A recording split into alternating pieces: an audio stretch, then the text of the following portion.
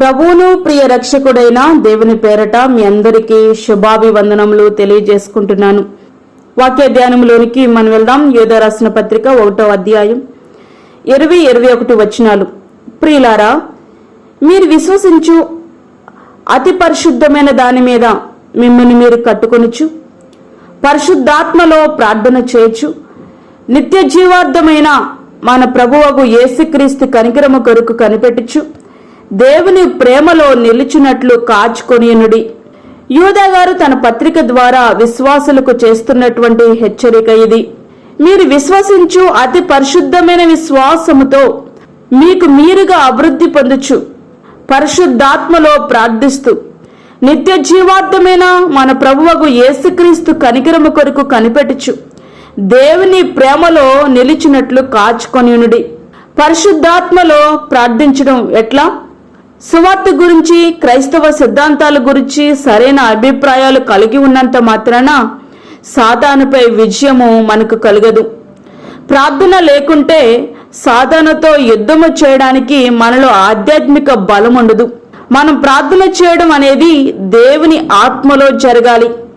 ఆత్మ వలన ప్రతి సమయమందును ప్రతి విధమైన ప్రార్థనను విజ్ఞాపనను చేయొచ్చు. ఆ విషయమే సమస్త పరిశుద్ధుల నిమిత్తమును పూర్ణమైన పట్టుదలతో విజ్ఞాపనము చేయొచ్చు. మెలకుగా ఉండుడి.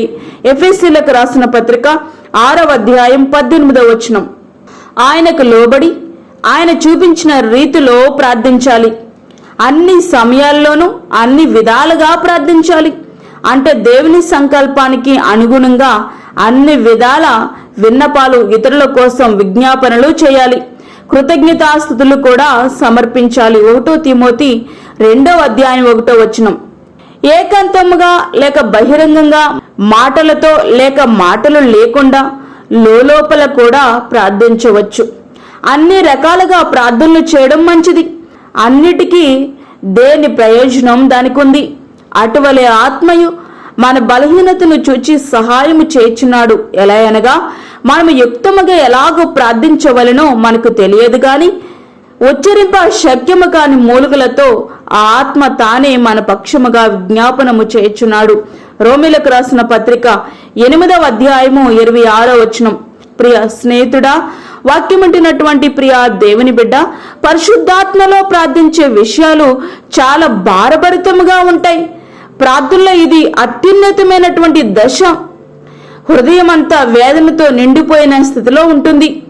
అట్లాంటి పరిస్థితిలో మనం ప్రార్థిస్తున్నప్పటికీ మాటలు రావు, ఏవో అర్థం కాని మూలుగులే వస్తాయి. అట్లాంటి పరిస్థితిలో పరిశుద్ధాత్ముడే మన పక్షముగా విజ్ఞాపన చేస్తాడు. మనం అనుకోవచ్చు, అంతటి భారము కలిగి ప్రార్థించడానికి అట్లాంటి సమస్యలేమో లేవని, జీవితం సాఫీగానే సాగిపోతుంది అని. అవును, అది నిజమే కావచ్చు. కానీ ఒక విషయం మనం గుర్తించుకోవాలి, అది మన పరిశుద్ధత నీతిని బట్టియేనని మనల్ని మనం మోసము చేసుకోకూడదు. వేరొకరి చేతిలో మోసపోవడం వేరు, కానీ మనలను మనమే మోసం చేసుకోవడం అత్యంత బాధాకరమైనటువంటి విషయం.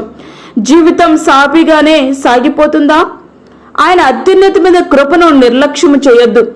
సారిసారిగా నీ జీవితాన్ని మార్చుకోవడానికి అవకాశం ఇస్తున్నారనే విషయాన్ని మాత్రం మర్చిపోవద్దు. జీవితం సాఫీగా సాగిపోతుంది, ఏ సమస్యలు నాకు లేవేంటి అనంటే నీవు ఆధ్యాత్మిక ప్రమాదంలో ఉన్నావేమో. నిన్ను నీవే పరిశీలన చేసుకోవాలి. ఎందుకంటే క్రైస్తవ జీవితం అనేదే సమస్యల వలయం. అది ముండ్ల బాటే తప్ప పూలబాట ఎన్నటికీ కాదు. జాన్ హైడ్ ఇంగ్లాండ్ నుండి ఇండియాకి మిషనరీగా వచ్చి ప్రసవ వేదనతో ఇండియా రక్షణ కొరకు ప్రార్థించేవారట. అతని మోకాళ్ల ప్రార్థనతో ఆయన వేసుకున్న ఫ్యాంటుకు రంధ్రాలు పడేవట. అతని భారభరితమైన ప్రార్థనకు ఎడమ ప్రక్కన ఉండాల్సిన గుండె సహితం మధ్యలోకి చేరిందట. ప్రభువా, ఆత్మలనివ్వు, లేకుంటే నా ఆత్మను తీసుకో అంటూ రోధించేవారట. ప్రియ స్నేహితుడా, ఇప్పుడు చెప్పగలవా, పరిశుద్ధాత్మలో ప్రార్థించేటంతటి భారం నాకు లేదని? నీ కుటుంబము, సంఘము, దేశ రక్షణ కొరకు భారము కలిగి ప్రార్థించాలి. క్రీస్తు కోసం చిత్రహింసలు అనుభవిస్తూ వారి రక్తముతో సముద్రాలు సైతం ఎర్రగా మారుతున్నాయి. అనేక మంది హతసాక్షులు అవుతున్నారు. బగబగ మండే మంటల్లో సజీవ దహనం అయిపోతున్న దేవుని బిడలు లెక్కలేనంత మంది ఉన్నారు. వారి కుటుంబాల కోసం, వారు విడిచి వెళ్లిన పరిచర్యల కొరకు ప్రార్థించవలసిన భారం మన మీద ఎంతైనా ఉంది. యేసుక్రీస్తు పేరే తెలియని ప్రజలు ఈ లోకంలో ఎందరో ఉన్నారు. ఆయన నామము ప్రకటించడానికి ఎందరో తమ కుటుంబాలను సైతం విడిచి సువార్తను మోసుకుని వెళ్తున్నారు. వారి నిమిత్తం ప్రార్థించాల్సిన భారం మన మీద ఉంది. మరి ఆ భారం నీకుందా? క్రీస్తుని చేరాలనే, ఒక్కరినైనా చేర్చాలనే లక్ష్యం నీకుందా? అయితే నశించబోతున్న ఆత్మల పట్ల భారము కలిగి ప్రభు సన్నిధిలో ప్రార్థిద్దాం. కొందరినైనా అగ్నిలో నుండి బయటకు లాగి ప్రభు సన్నిధానంకు నడిపిద్దాం. అట్టి రీతిగా మన జీవితాలు సిద్ధపరచుకుందామా? అట్టి కృప ధన్యత ప్రభు మనకి అనుగ్రహించునుగాక. ఆమేన్. ప్రార్థించుకుందాం. పరిశుద్ధమైన తండ్రి, ప్రేమగల యేసు ప్రభువా, శ్రేష్టమైన మరి యొక్క దినాన్ని మా జీవితంలో మీరు అనుగ్రహించారు. నీకు వందనాలు. ఈ దినమంతటి కొరకు మీరు మమ్మల్ని సిద్ధపరచండి ప్రభువా. ప్రతి విధమైన శోధన, కీడు, ప్రమాదాల నుంచి మమ్మల్ని తప్పించండి. ఇది నా అవసరతలు, దీని అక్కర్లు మీరు తీర్చండి ప్రభువా. బయటికి వెళ్తున్నప్పుడు, లోనికి వస్తున్నప్పుడు నీ కృపను మాతో ఉంచండి. బలహీనులను, చంటి బిడ్డలను, వృద్ధులను, గర్భిణీ స్త్రీలను జ్ఞాపకం చేసుకునండి ప్రభువా. నీ కృపను వారికి తోడుగా ఉంచండి నాయన. గర్భఫలము కొరకు ఎదురు చూస్తున్నటువంటి వారికి నీ చిత్తంలో గర్భఫలాన్ని దయచేయండి. అదే విధంగా వివాహాల కొరకు ఎదురు చూస్తున్న బిడ్డలు సకాలంలో వివాహములవుటకు సహాయం చేయండి. దూరదేశంలో ఉండి విని ప్రార్థనలు ఏకీభవిస్తున్న ప్రతి బిడ్డను జ్ఞాపకం చేసుకోనండి.